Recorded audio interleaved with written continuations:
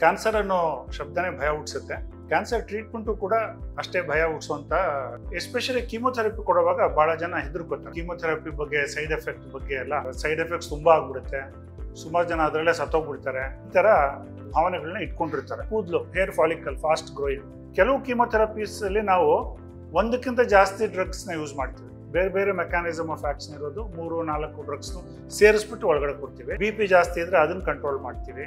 ಇದೆಲ್ಲ ಮಾಡಿ on an average chemotherapy ನಾವು ಥೆರಪಿನಲ್ಲಿ ಏನ್ ಮಾಡ್ತೀವಿ, ಯಾವುದೇ ಟ್ರೀಟ್ಮೆಂಟ್ ನಾವು ಕೊಟ್ರು ಎಲ್ಲ ಥೆರಪಿ ಮುಗಿದ್ಮೇಲೂ ಸುಸ್ತಿರುತ್ತೆ, ಕೆಲವ್ರಿಗೆ ಊಟ ಸೇರಲ್ಲ. ಕ್ಯಾನ್ಸರ್ ಕ್ಯೂರ್ ಆಗಿದೆ ಅಂತ ಗ್ಯಾರಂಟಿ ಹೇಳಕ್ ಬರಲ್ಲ. ಸೊ ಕ್ಯೂರ್ ಆಗಿರ್ಬೋದು, ಆಗದೆ ಇರ್ಬೋದು, ಅದು ವಾಪಸ್ ಏನಾದ್ರು ಬರುತ್ತಾ ಅಂತ ಆವಾಗ ನಾವು ಚೆಕ್ ಮಾಡ್ತಾ ಇರ್ಬೇಕಾಗುತ್ತೆ.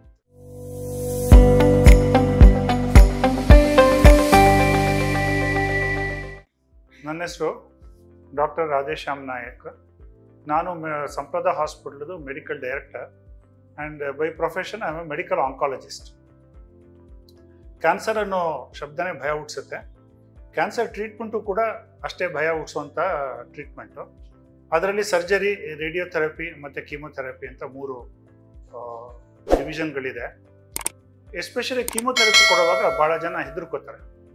ಕೀಮೋಥೆರಪಿ ಬಗ್ಗೆ, ಸೈಡ್ ಎಫೆಕ್ಟ್ ಬಗ್ಗೆ ಎಲ್ಲ ಅವರ ಅಕ್ಕಪಕ್ಕದ ಮನೆಗಳು, ಅವರ ಬೇರೆ ರಿಲೇಷನ್ಸು, ಫ್ರೆಂಡ್ಸು ಕಡೆಯಿಂದ ಸೆಕೆಂಡ್ ಹ್ಯಾಂಡ್ ಇನ್ಫಾರ್ಮೇಷನ್ ತೊಗೊಂಡಿರ್ತಾರೆ. ಅದರಲ್ಲಿ ಕಾಯಿಲೆಗಿಂತ ಜಾಸ್ತಿ ತೊಂದರೆ ಆಗ್ಬಿಡುತ್ತೆ, ಸೈಡ್ ಎಫೆಕ್ಟ್ಸ್ ತುಂಬ ಆಗ್ಬಿಡುತ್ತೆ, ಸುಮಾರು ಜನ ಅದರಲ್ಲೇ ಸತ್ತೋಗ್ಬಿಡ್ತಾರೆ, ಈ ಥರ ಒಂದು ಭಾವನೆಗಳನ್ನ ಇಟ್ಕೊಂಡಿರ್ತಾರೆ ಜನ. ಸೊ ನಾವು ಕೀಮೋಥೆರಪಿ ಅವ್ರಿಗೆ ಶುರು ಮಾಡುವಾಗ ಫಸ್ಟ್ ಅವ್ರಿಗೆ ಇದನ್ನೆಲ್ಲ ಎಕ್ಸ್ಪ್ಲೈನ್ ಮಾಡಿ, ಕೀಮೋಥೆರಪಿಯಿಂದ ಸಾವು ಆಗಲ್ಲ, ಕ್ಯಾನ್ಸರಲ್ಲಿ ಸುಮಾರು ಸಾವಿರಾರು ಜನ ಪೇಷಂಟ್ಸು ಕೀಮೋಥೆರಪಿ ತಗೋತಾ ಇದ್ದಾರೆ ಅಂತೆಲ್ಲ ಹೇಳಿ ಅವ್ರನ್ನ ಕನ್ವಿನ್ಸ್ ಮಾಡ್ತೀವಿ. ಈ ಕೀಮೋಥೆರಪಿ ತಗೊಳ್ಳುವಾಗ ಏನಾಗುತ್ತೆ, ಇದು ಕ್ಯಾನ್ಸರ್ ಸೆಲ್ಸ್ನ ಡ್ಯಾಮೇಜ್ ಮಾಡಿ ಸಾಯಿಸುತ್ತೆ ಕೀಮೋಥೆರಪಿ. ಇದು ಕೆಮಿಕಲ್ಸ್ನ ನಾವು ರಕ್ತದಲ್ಲಿ ಕೊಡೋದು. ಸೊ ಅದು ಕ್ಯಾನ್ಸರ್ಗೆ ಹೋಗುತ್ತೆ, ಕ್ಯಾನ್ಸರಲ್ಲಿ ಕೆಮಿಕಲ್ ಆ್ಯಕ್ಷನಲ್ಲಿ ಅದನ್ನು ಸಾಯಿಸುತ್ತೆ.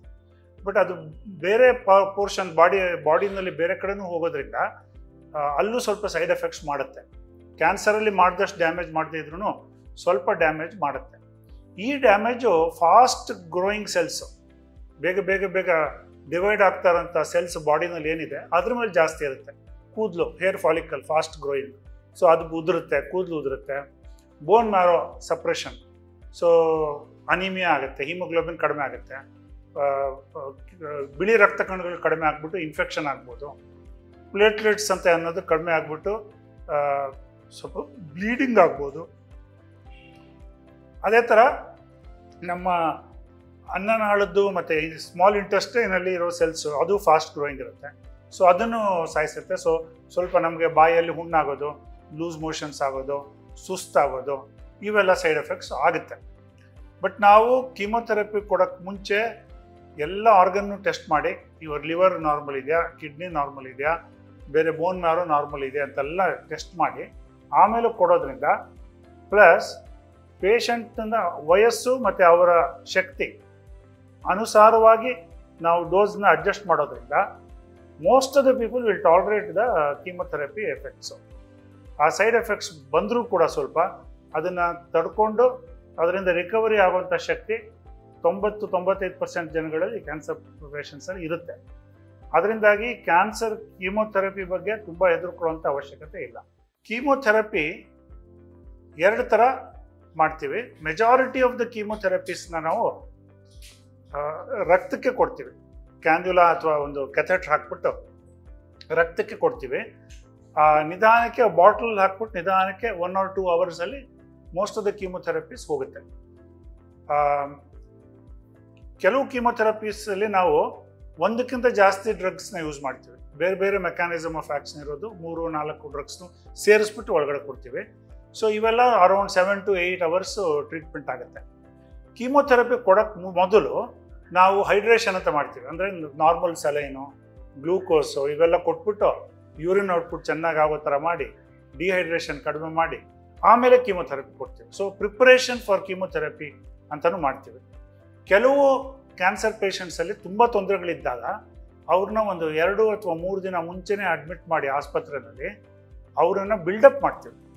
ಅವ್ರಿಗೆ ಪ್ರೋಟೀನ್ ಬಾಡಿನಲ್ಲಿ ಕಡಿಮೆ ಇದ್ದರೆ, ಆಲ್ಬ್ಯೂಮಿನ್ ಕಡಿಮೆ ಇದ್ದರೆ ಆಲ್ಬ್ಯೂಮಿನ್ ಕೊಡ್ತೀವಿ.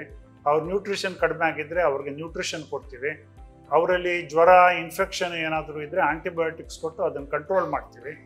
ಅವರಲ್ಲಿ ಶುಗರ್ ಕಂಟ್ರೋಲ್, ಡಯಾಬಿಟಿಸ್ ಇದೆ, ಸಕ್ಕರೆ ಜಾಸ್ತಿ ಇದೆ ಅಂತ ಇಟ್ಕೊಳ್ಳಿ, ಅದನ್ನು ಸಕ್ಕರೆ ಕಂಟ್ರೋಲ್ ಮಾಡ್ತೀವಿ ಫಸ್ಟು. ಬಿ ಪಿ ಜಾಸ್ತಿ ಇದ್ದರೆ ಅದನ್ನು ಕಂಟ್ರೋಲ್ ಮಾಡ್ತೀವಿ. ಇದೆಲ್ಲ ಮಾಡಿ ಅವ್ರನ್ನ ಫಿಟ್ ಮಾಡಿ ಆಮೇಲೆ ಕೀಮೊಥೆರಪಿನ ಕೊಡ್ತೀವಿ ನಾವು. ಆನ್ ಆನ್ ಆ್ಯಾವ್ರೇಜ್ ಕೀಮೊಥೆರಪಿ ನಾವು 3 ವಾರಕ್ಕೊಂದ್ಸಲ ಕೊಡ್ತೀವಿ.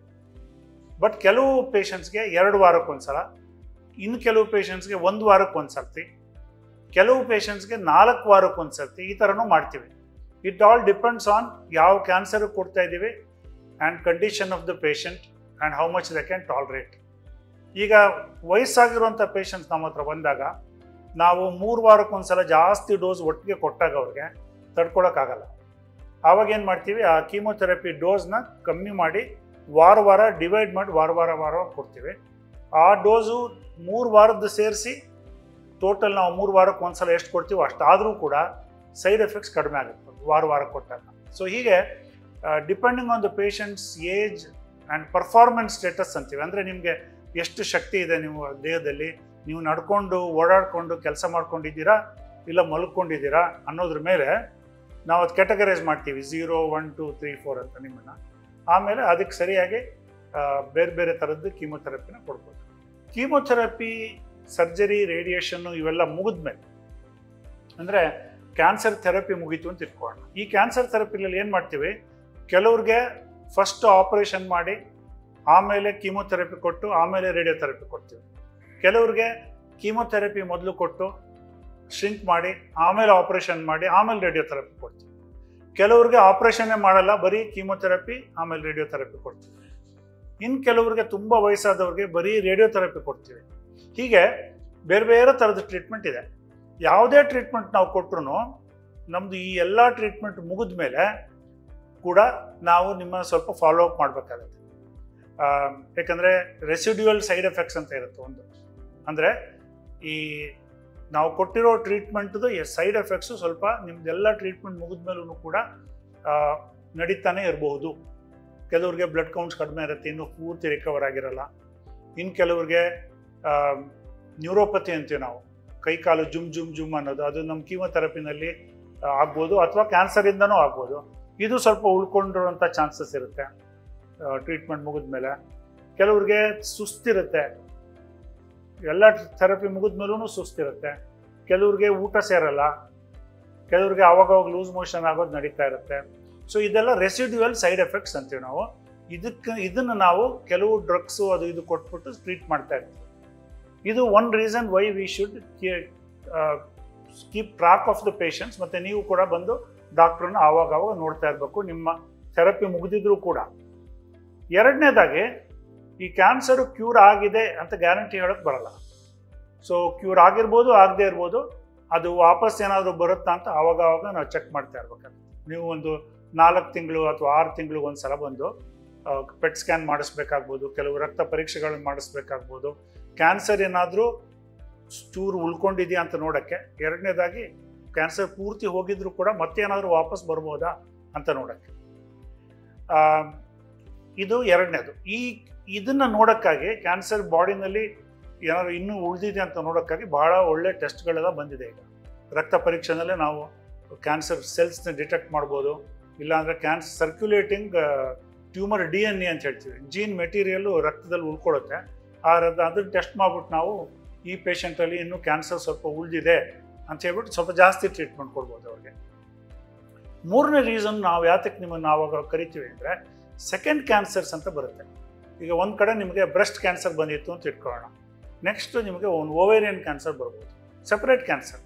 ಸೊ ಒಂದ್ಸರಿ ಕ್ಯಾನ್ಸರ್ ಬಂದವರಲ್ಲಿ ಎರಡನೇ ಕ್ಯಾನ್ಸರ್ ಬರುವಂಥ ಸಾಧ್ಯತೆಗಳು ಇರುತ್ತೆ. ಅದಕ್ಕಾಗಿ ಈ ಟೆಸ್ಟ್ಗಳನ್ನ ಮಾಡ್ತೀವಿ.